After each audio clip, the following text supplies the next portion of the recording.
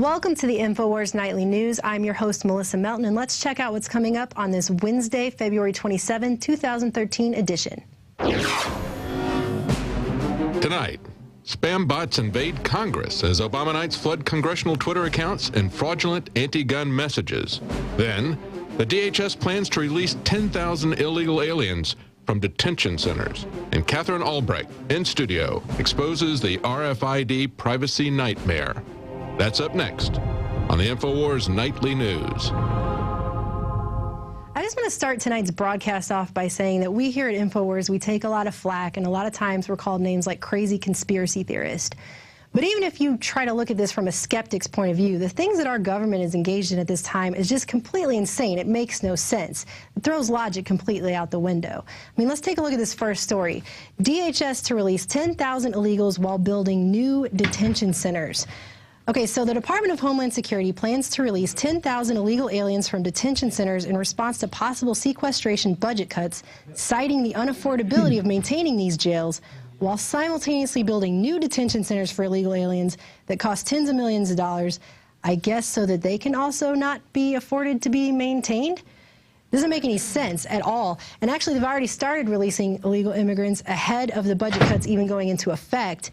And Napolitano is saying she doesn't think we can maintain, we being her and her ilk, the same level of security at all places around the country with sequester as without sequester. And I'm actually really hoping that what that means is they're not going to be able to afford to stick their hands down the pants of as many 3-year-olds at the airport who just want to go to Disneyland, because we all know they're not doing anything at the border anyway. And there she is. Oh, that's beautiful. Yes, that is wonderful. I love that. That's pretty accurate, actually, and it's unfortunate and sad. They're releasing people from one end of the spectrum while they're building more facilities, which they're not going to apparently be able to afford to put people in. It makes no sense. It makes no sense at all. And for more on how Queen Napolitano is basically, ironically, using these terroristic threats, their veiled threats, against the American people in the wake of budget cuts, let's go now to Aaron Dykes.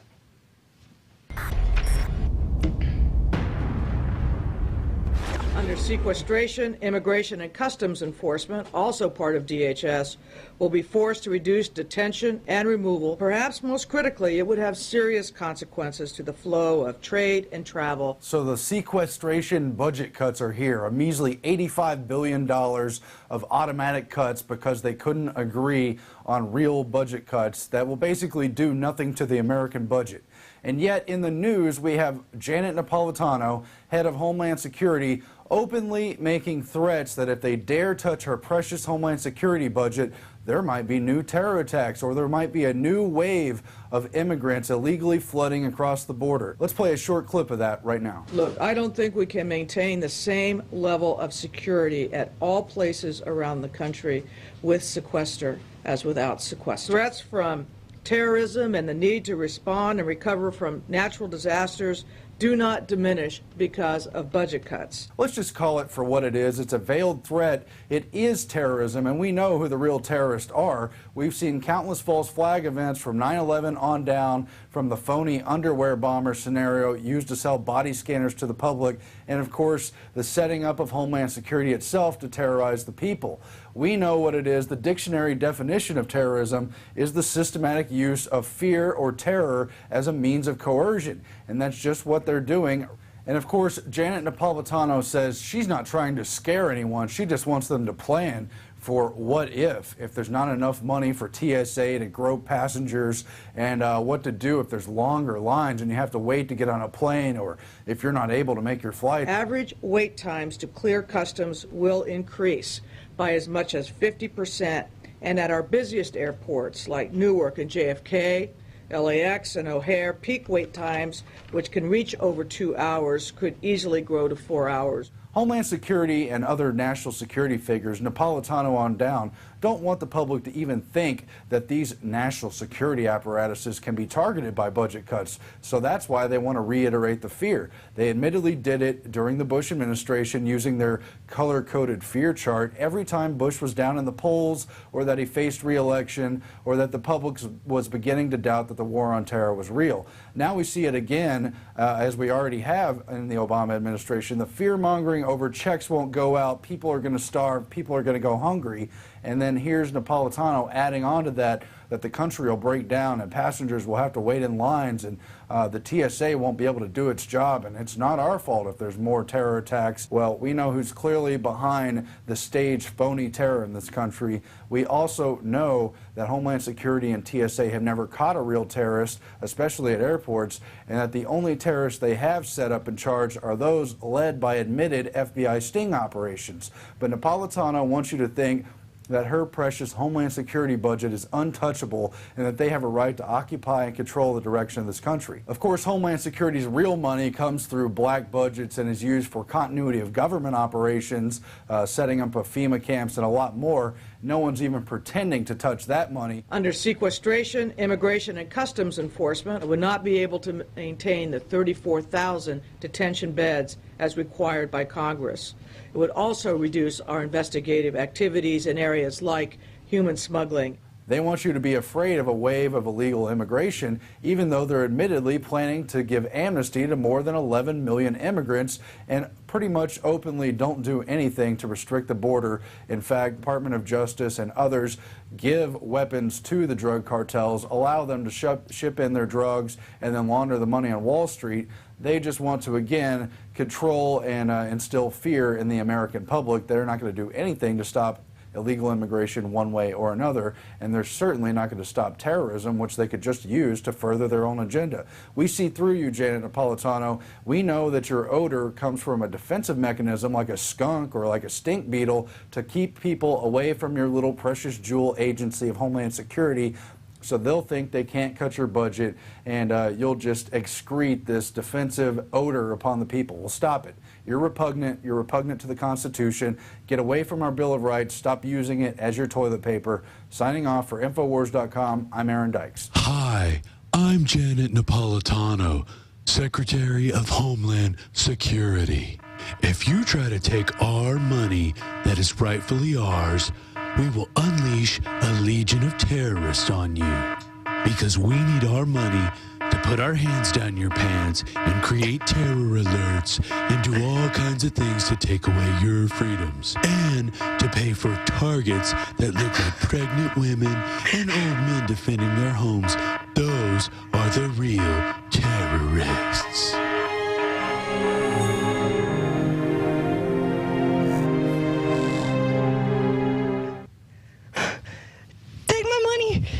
Janet Napolitano, just take my money, please. Please, I'm so scared. Please, take my money. Come on, seriously, this is ridiculous. Anyway, moving on. Texas public school students are donning burqas and learning that Muslim terrorists are freedom fighters now. So that's a new wonderful thing that's happening here in the Texas public schools. A teacher has allegedly encouraged the schoolgirls to dress in full-length Islamic burqas and then instruct the entire class that Muslim terrorists are actually freedom fighters. And the teacher even allegedly said she doesn't agree with it, but she's supposed to teach people that they're not supposed to call them terrorists, they're freedom fighters. And at the end of the class, a teacher assigned a paper about Egypt, and a student explained to reporters the topic of the paper was how Egypt was a good country until democracy took over, and that things were finally corrected when the Muslim Brotherhood came into power.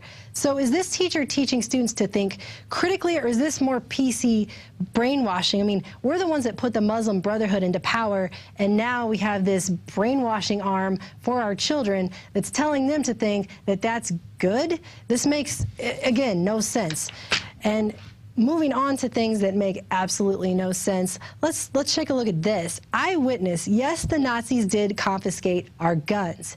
So this is an eyewitness, an Austrian citizen, Kitty Werthmann, who was actually there when Hitler was the annexation of Austria, and she says she actually saw them taking away citizens' guns. And yet all these gun control advocates and all these mainstream media people are trying to rewrite history and say that never happened. Oh, the Austrian people they all had guns. But the government said the guns are very dangerous. Children are playing with guns, hunting accidents happen, and we really have to have total control, safety. So we dutifully went to the police station and we registered our guns. Not long after, they said, no, it didn't help. The only way that we don't have accidents and crimes, you bring the guns to the police station, and then We don't have any crimes anymore and any accidents. And if you don't do that, capital punishment. So there you have it. Stalin and Hitler disarmed their political adversaries before engaging in mass genocide. See, and that woman wasn't Jewish, she was Austrian, and they took her guns. She was actually there, she witnessed it. And now we have all these mainstream media outlets coming out like Salon.com publishing stuff like this. The Hitler gun control lie. And these stories are ridiculous. It's amazing. Actually, it says the notion that Hitler confiscated everyone's guns is mostly bogus. Well, mostly bogus means partly true. Then they go on to say the law did prohibit Jews and other persecuted classes from owning guns, but this should not be an indictment of gun control in general. I'm pretty sure it should, because if you're Jewish and you get your guns taken away and then millions of you are slaughtered in mass, that's a pretty good argument against gun control. But my favorite line, I think, is if guns don't kill people, because of the argument, guns don't kill people, people kill people, then neither does gun control cause genocide. Genocidal regimes cause genocide. Well, I would argue that we're living under a genocidal regime because we're killing thousands every day through Planned Parenthood, which our government gives millions to every day. And that was started by a known eugenicist who on record wanted to do away with minorities, with the low-income impoverished, with feeble-minded people. She said on record she wanted people to have to apply to the government to become parents anyways, and we even see that today. Planned Parenthoods are mostly located in low-income, high-minority neighborhoods. And when we're not killing people here, we're actually doing it in other countries in these unconstitutional wars, or we'll just send a drone over and like bomb a whole wedding or, you know, bomb an apartment building and kill a bunch of people. And I just think it's amazing that we live in a time where we're surrounded by such evil that we have these media outlets openly standing up for Adolf Hitler. It's amazing to me. And I think the point of stories like this is so that people won't make that connection between Adolf Hitler, who was a cult of personality back in his day. After the false flag Reichstag event, he passed an enabling act and became a dictator. And he was a horrible, authoritative dictator that killed millions of people. And now today we have cult of personality Obama passing all of his unconstitutional executive orders and the NDAA, where he can indefinitely detain U.S. citizens without even a charge or a trial. I think that the mainstream media just doesn't want you to know that history repeats itself. Well, it's going to continue to repeat itself, whether or not Salon likes it or not. And actually, I think that people like Alex Seitzwald and Salon need to stop misdirecting people with partial bits of truth, because were you there? No, you weren't. But Kitty Worthman was, and she said it happened, okay? Moving on to more people who don't know what they're talking about, ABC is now defending their editing of Michelle Obama's automatic weapon claim. Apparently, Michelle Obama went on to Good Morning America, and she claimed that 15-year-old Hadia Pendleton, who was killed in Chicago shortly after performing at the president's inauguration, was shot because some kids had some automatic weapons they didn't need. That's what she said. But actually, the Chicago police report says that Pendleton was shot by a man who opened fire with a handgun. So it was a grown man using a handgun, but they actually edited that out. And Michelle Obama will obviously use any means she can to get this anti-Second Amendment propaganda out there, and then the mainstream media will go around behind her and try to pick up the pieces of her lies. And for more mental trinkets from our White House, here's even more ridiculous advice from Joe Biden on guns and women's self-defense. Joe Biden on self-defense for women. If you want to protect yourself, get a double-barrel shotgun. As I told my wife, I said, Jill, if there's ever a problem, just walk out on the balcony here, or walk out, put that double-barrel shotgun and fire 2 blasts outside the house. Great advice, Joe. Not only would that be illegal, but a woman would then face an attacker with an empty shotgun. In California, everyone talks about the big earthquake or some terrible natural disaster as a last line of defense. What would you say to those people? Well, I would say there's an awful, guess what? A shotgun will keep you a lot safer. A double-barrel shotgun than the assault weapons in somebody's hands who doesn't know how to use it, even one who does know how to use it. You know, it's harder to use an assault weapon and hit something than it is a shotgun, okay? So you want to keep people away in the earthquake, buy some shotgun shells. So Biden's telling his wife that she needs to take a double-barrel shotgun, aim it out the window, fire 2 blasts, and then stand there with an empty gun while a would-be attacker continues to make her way there. Jill, I think what you need to do is call Secret Service and not take advice from your husband, or else you're going to end up dead. Okay.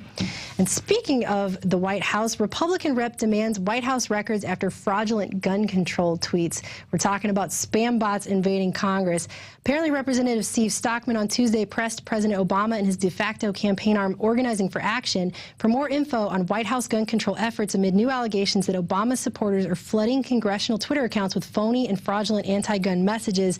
And apparently, he was deeply troubled by the fact that Obama supporters were, in their anti-gun campaign, were using spam bots to send fake Twitter messages to members of Congress intending to create a false appearance of a grassroots support.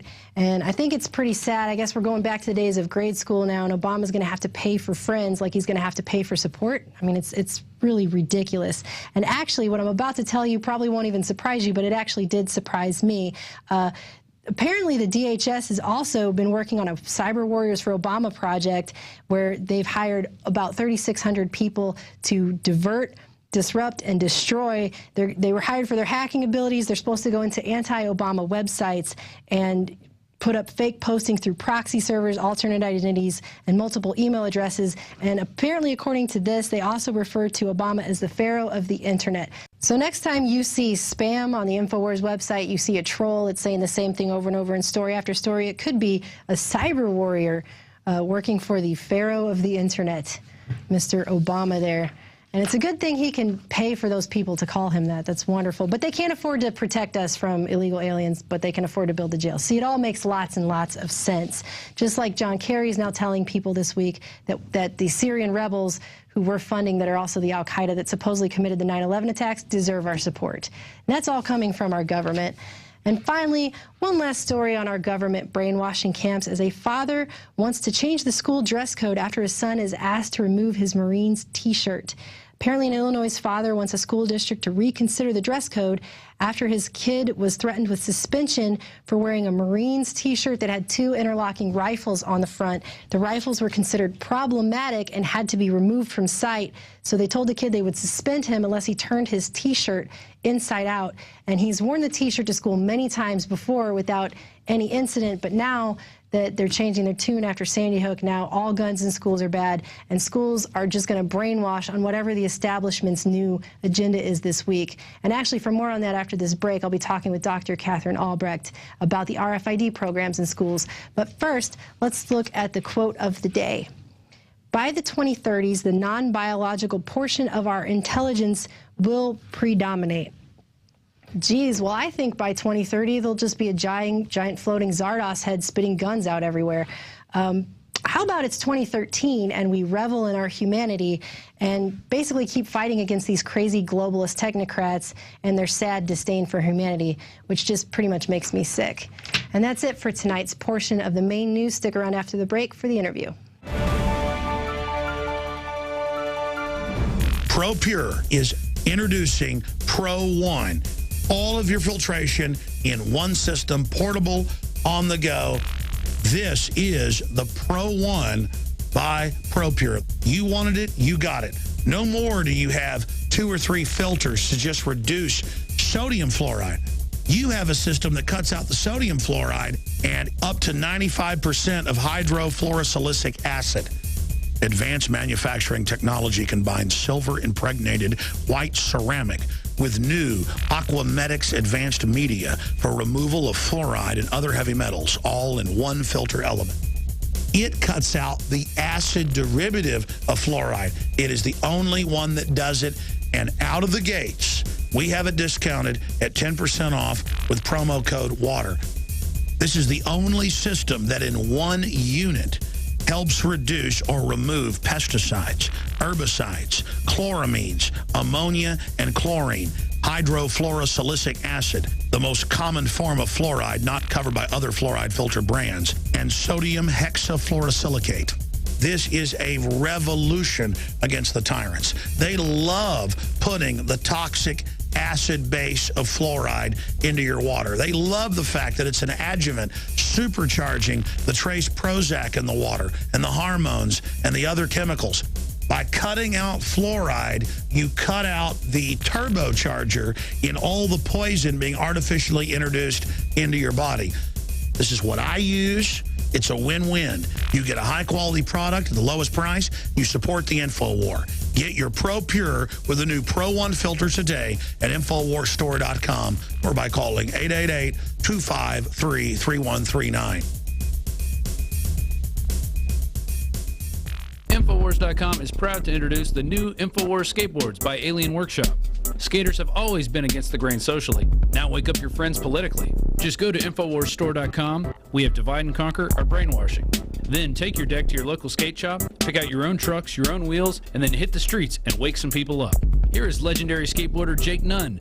This one has a lot more concave than I have on my board, and I like concave. It makes it easier to turn and feel the board. It's pretty cool. I mean, it's almost the same shape as mine. It's not really a sport, and it's not really art. It's just kind of freedom, you know? I've listened to Alex Jones for a long time, and I love what Infowars does. I've always loved Alien Workshop, too. I think it's kind of cool you guys got together. This one's pretty nice. Definitely one for the wall, one for the collection. Also good to skate. Get these limited edition decks at InfoWarsStore.com. This is Jake Nunn. Get these beautiful new skateboards at Infowars.com. Alien Workshop collaboration. Good stuff. We are back, and I'm here with Dr. Katherine Albrecht of the Dr. and Katherine Albrecht Show from 4 to 6 p.m. Eastern on the Genesis Communications Network. She's a dynamic radio personality, and she's written 6 books and videos, including the bestseller Spy Chips, How Major Corporations and Government Plan to Track Your Every Move with RFID, and The Spy Chips Threat, Why Christians Should Resist RFID and Electronic Surveillance. So thanks for joining us today. Hi, Melissa. I'm really happy to be here in Austin. It's a lot of fun to be in Texas right now. A lot of things going on in this state. A lot of things are going on in this state. And it looks like on Monday you went to a public forum about the RFID. Yeah, unfortunately, as much as I love Texas, you guys are the epicenter of a pretty nasty attack that's going on right now, and that is the tagging of school kids with remotely readable radio tracking beacons, literally on tags around their necks. So we've got 4,200 children in the Northside Independent School District, which is one of the poorest, least performing school districts in the state of Texas, down in San Antonio, where essentially the administration has said, we will track you every 25 seconds using reader devices buried in the hidden in the ceiling, and we will make a record all day long of every place that you go. And yesterday, some colleagues, Heather Fazio from Texans for Accountable Government and I, headed over to the vendor, a company called Wade Garcia that manufactures these devices. And we were given a 3-hour interview and tour of their facilities, very small facilities. It sounds like it's a big manufacturing plant. It actually wasn't. During that, we actually got to see, he pulled up, Mike Wade, the creator of this product, pulled up a screen. And I have to tell you, Melissa, it was one of the most frightening things I think I've ever seen in terms of what the future is going to look like. So let me tell you what the future looks like.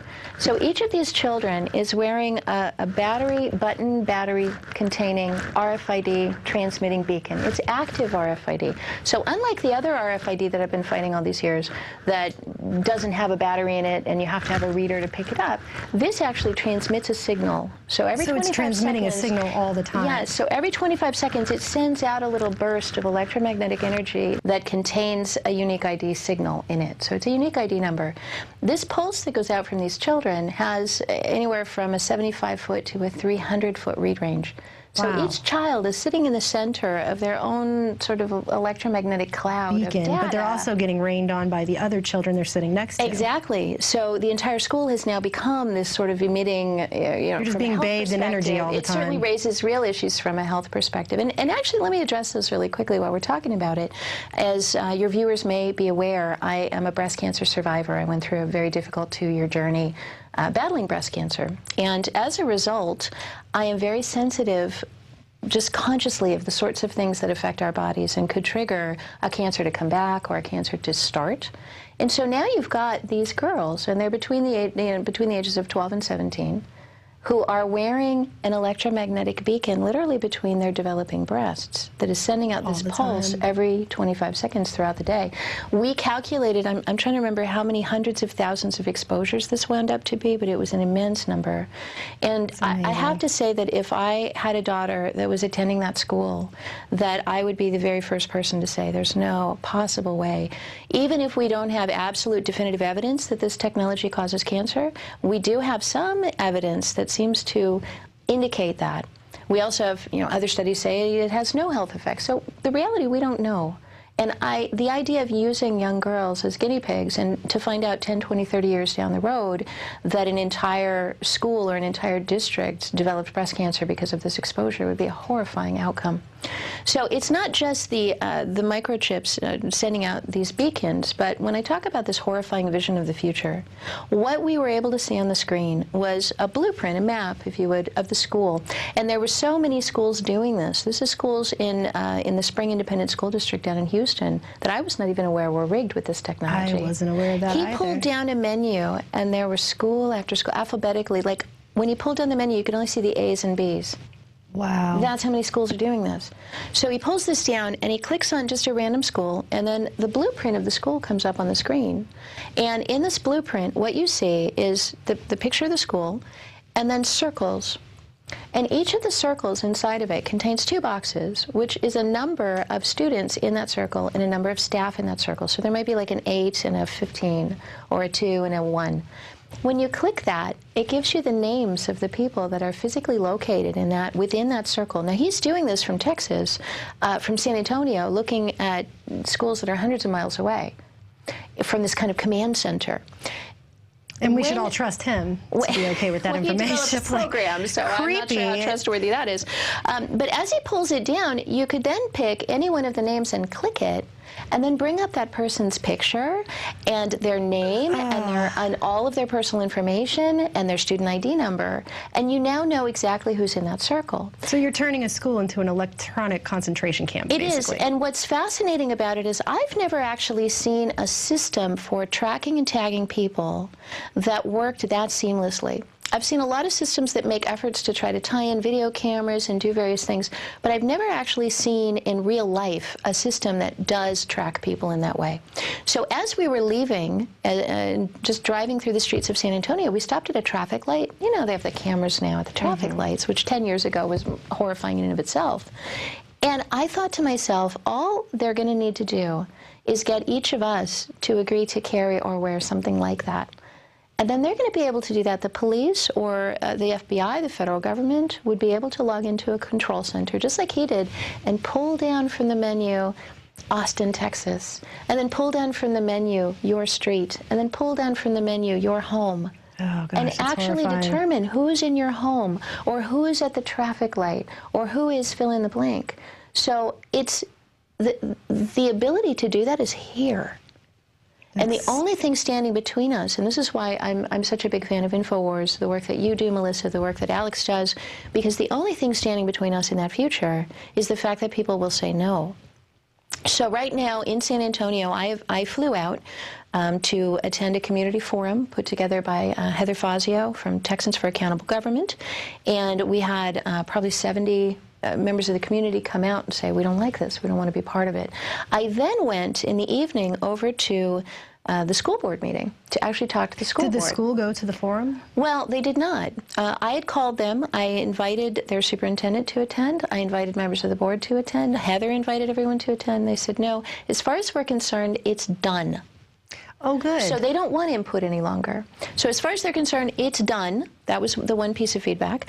And even the vendor, said he got sick at the last minute, couldn't come. So of course. It was really just people on the opposition side when we made every effort to try to give them an opportunity and a forum to give their side. Well, his product is so wonderful. Why wouldn't he want to come and talk about its merits? Yeah, you kind of wanted. Well, he did invite us in to tell us all about its merits, and we captured all that on video. So that should be interesting. But when the city council meeting took place, and it came time for the public comments, the community comments, and my name was on the list. I had gotten in early enough to have my name on the list to speak. And the president of the school board said, "Is Ms. Albrecht, Mrs. Albrecht, Miss Albrecht, are you around?" And kind of went, "Here I am." And I smiled, and she stuttered and stammered. We have this on video, and she said, "You're not going to be allowed to speak today." Really? See, that's interesting, because I was there for a protest as well earlier on in this fight, and it was probably 20 community members who showed up specifically to talk about this issue. And the school board did all this other stuff. They played videos how great they are. They were giving awards to the police. I mean, it was like this pageantry about how wonderful the school district is. And then it came to the actual issues, and they're like, well, we've decided as per the rules we just pulled out of this book over here in the corner that we're only going to let 3 people talk for 5 minutes. And then they started curbing people's 5 minutes, and it was amazing. I've never seen what I thought was it was really a show of weakness, I think, on their part, and of them feeling intimidated, because I had come in on Friday. I flew to D.C. and I met with the folks from EPIC, the Electronic Privacy Information Center, and from EFF, the Electronic Frontier Foundation, all the privacy groups, the ACLU. We all got together on Friday, and we have a coalition paper against it. We formed a coalition. We've got a position paper against this, and they said we've got to get these answers about the program. Are they using fair information practices? What kind of security is being used on the data? Is it opt-in or opt-out? Can parents say no to this? So they had a series of questions. And the reason I had gone to the board meeting to speak my little 3 minutes, they didn't even give me my 3 minutes, was simply to say, I'm here representing this broad coalition of well-respected international authorities on issues of privacy and civil liberties. And I myself have a doctorate in education from Harvard University. I didn't say this to them, but my educational attainments trump those of every person in that room. And that's interesting, because that is a school board. Exactly. And, you know, having a doctorate in education is useless when you're fighting Walmart, but it's actually kind of helpful when you're fighting a school board. An actual school. So all I wanted to do was say I'm here, I'm available. If you have any questions about why there's concerns about this program, I want to make myself available to answer them. And they wouldn't even let me get up and do that. They wouldn't even let you talk. Yeah. Yeah, it's rights end when you enter the school property there. That's pretty much what I've gotten from it any time that I've been there. They've said that. They've come out and said that you have no privacy.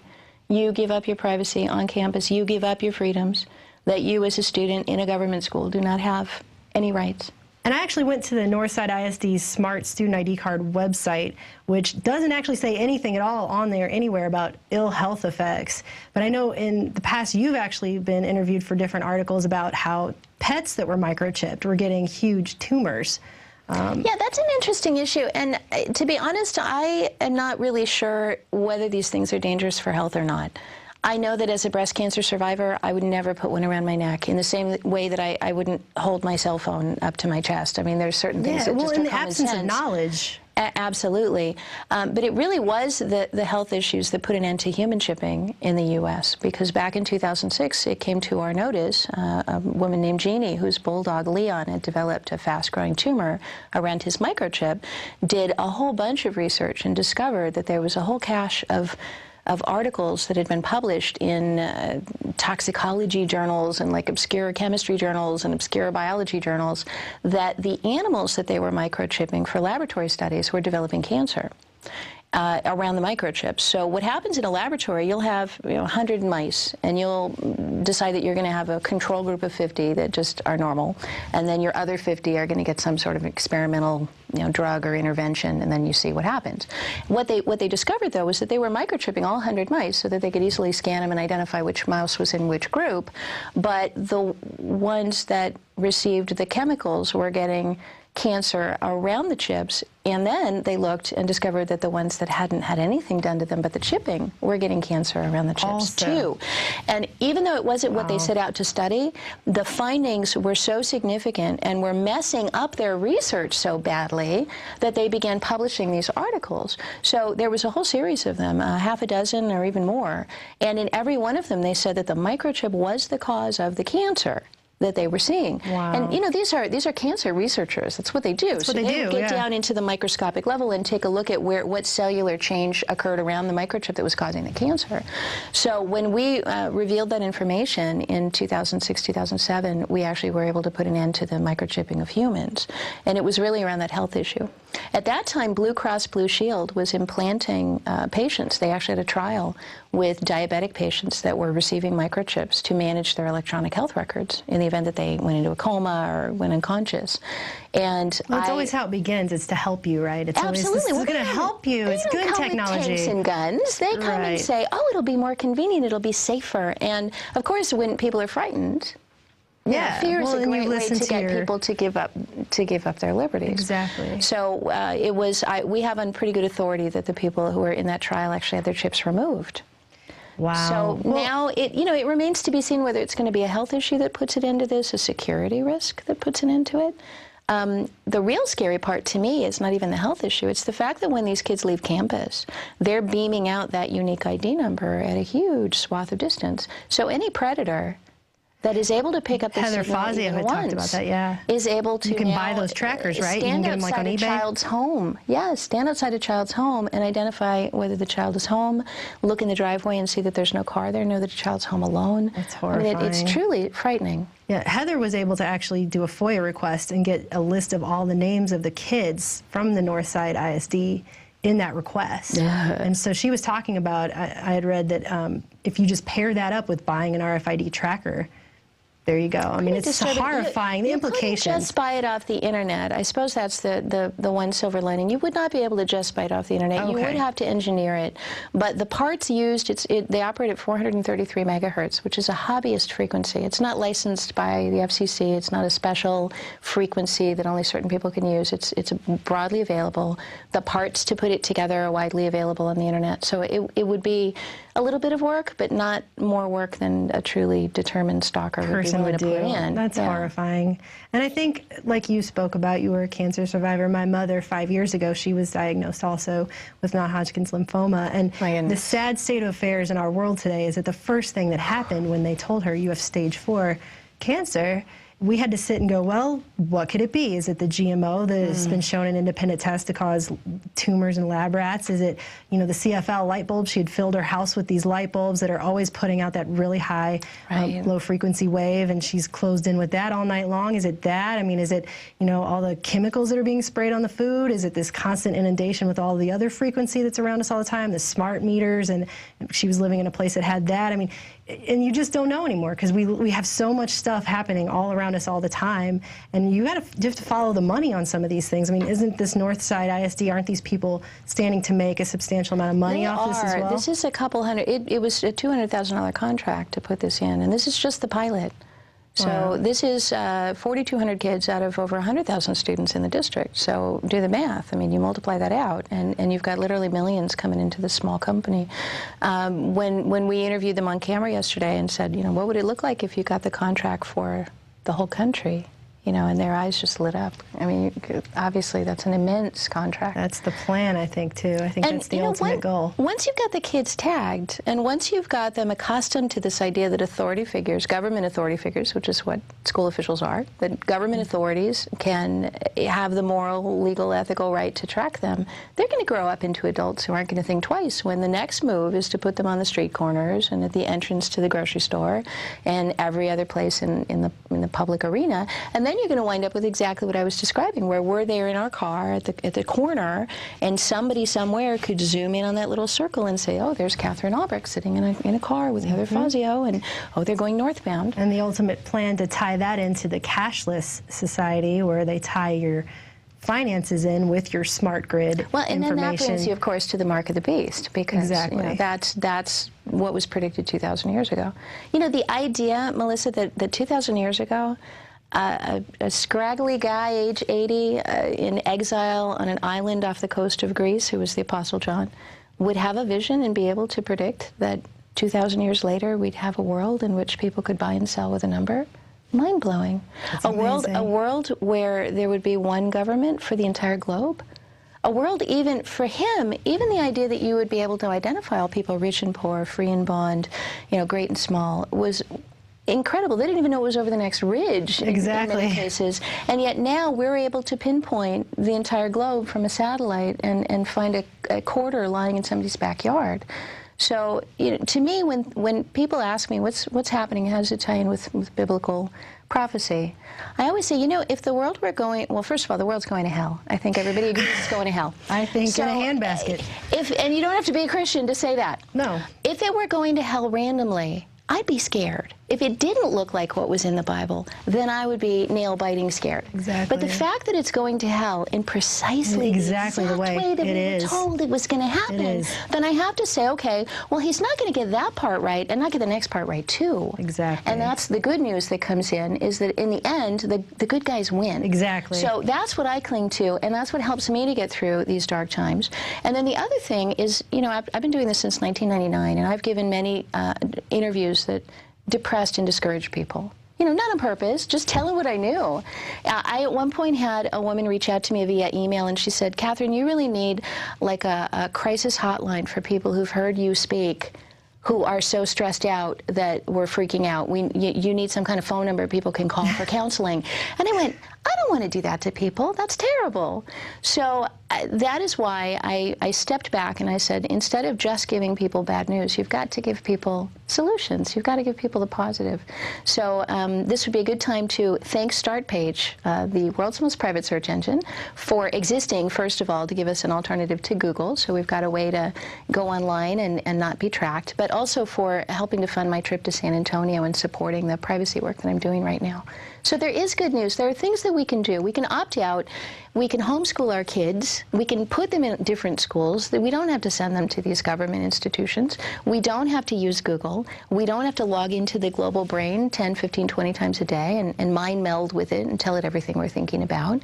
You know, we have alternatives. And the frustrating part for me is when I see people who know better who don't use the alternatives. You know, people with a toll transponder in their car, instead of just taking the extra 30 seconds and paying cash. You know, tracking device on your vehicle, you don't have to do it. Once it's mandatory, then we'd have a different conversation. But when these things are voluntary, people shouldn't do them. No toll transponders. Don't use a credit card. Use cash, or we're going to lose cash. You know, don't use Google. Use StartPage. There's like things we can do to empower ourselves, and they're not hard, and they don't cost money. And I ask myself, if people are too wimpy to use these now, what's going to happen when it gets hard? Exactly. Well, thank you so much for joining us today. We really appreciate it, and I hope you come back soon. Thank you, Melissa. Thanks. And I'm sorry that I had to cut her off like that, but she had to go get to her own radio show, so apologize to her and to the viewers. But actually, after this end of the credits, we're going to be showing not only a special report that I did when I first started here at the RFID protest, but also an interview with the Hernandez family. Andrea Hernandez, of course, being the student that spoke out against the RFID and was then expelled from school for refusing to wear it. So that's coming up for Prison Planet subscribers after the credits here. And if you want to become a subscriber, all you got to do is go to prisonplanet.tv. It's $5.95 a month for 11 subscriptions. You get all of our news, you get the radio show, our special reports, all of our movies, and you continue to help us get the word out on this, because like she said, this is not something that most people are talking about. The mainstream media is mostly ignoring this issue, but it is a huge issue, and we're what stands between this and the future that Dr. Albrecht just described for you. It's horrifying. And so that's about it for tonight's Infowars Nightly News. We'll see you back again tomorrow at 7 p.m. Central.